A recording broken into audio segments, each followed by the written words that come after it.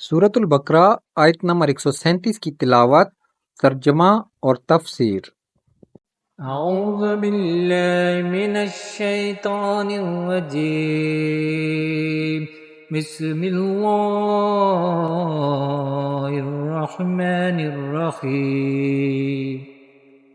فَإِنْ آمَنُوا بِمِثْلِ مَا آمَنْتُمْ بِهِ فَقَدِ اهْتَدَوْا وَإِنْ تَوَلَّوْا فَإِنَّمَا هُمْ فِي شِقَاقٍ فَسَيَكْفِيكَهُمُ اللَّهُ وَهُوَ السَّمِيعُ الْعَلِيمُ۔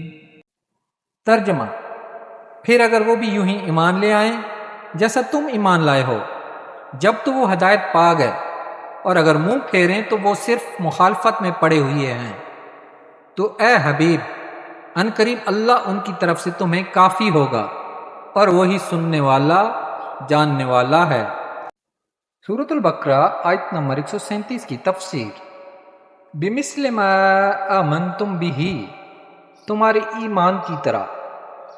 یہودیوں کو صحابہ کرام رضی اللہ تعالیٰ عنہ کی طرح ایمان لانے کا فرمایا۔ اس سے معلوم ہوا کہ صحابہ کرام رضی اللہ تعالیٰ عنہ کا ایمان بارگاہ الہی میں معتبر اور دوسروں کے لیے مثال ہے۔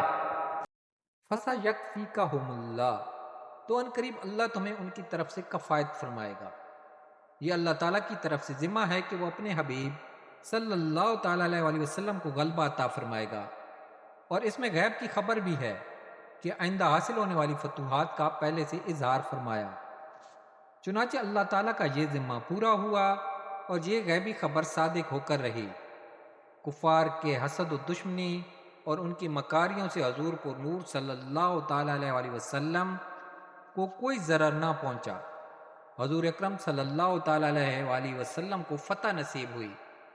بنو قریظہ قتل ہوئے، جبکہ بنی نذیر جلا وطن کیے گئے، اور یہود و نصارہ پر جزیہ مقرر ہوا۔